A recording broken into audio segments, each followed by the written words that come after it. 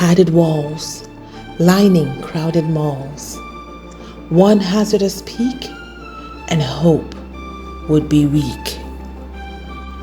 Crippled beneath the foamy weights, an entirely new world in vain awaits.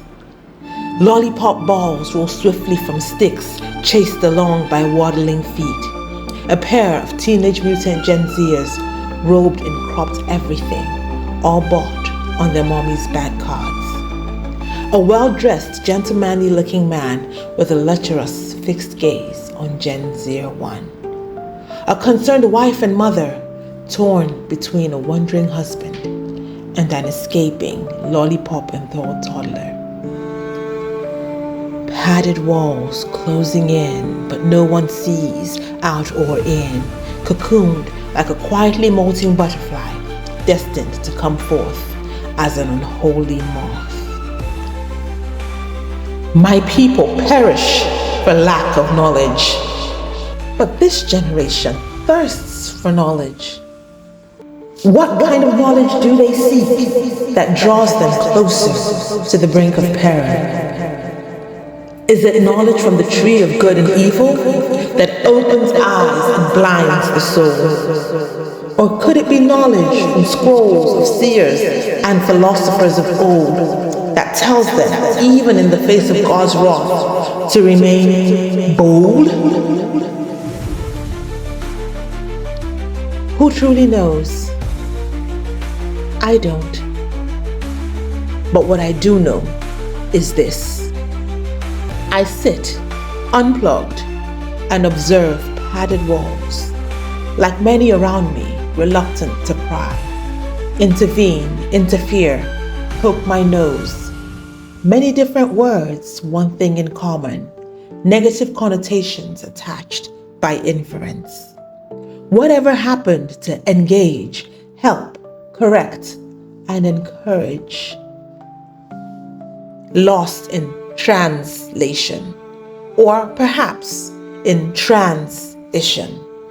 Surely lost in trans something. They say the word of the Lord is sharper than a two-edged sword, right?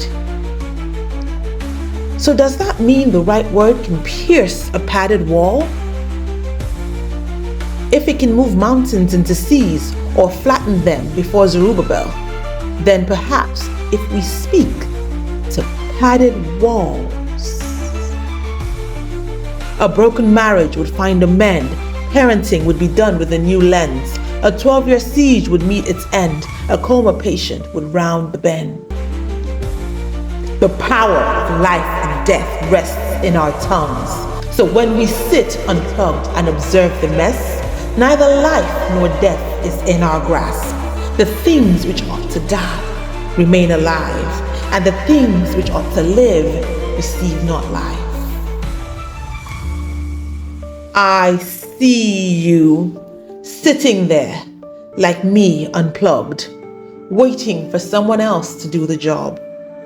Curse the mental metal constraints placed on our minds by courtesy and manners, deep-rooted in us by good parenting and sealed in by the etiquette of pedigree. Who will rise first and end the silence and speak the words to uprooted seeds, for life to once again overcome death and captives held bound to be set free? It is he who chooses against all norms to leave the seat of the unplugged, connect once again with a world in need, and speak where silence has cast its seeds.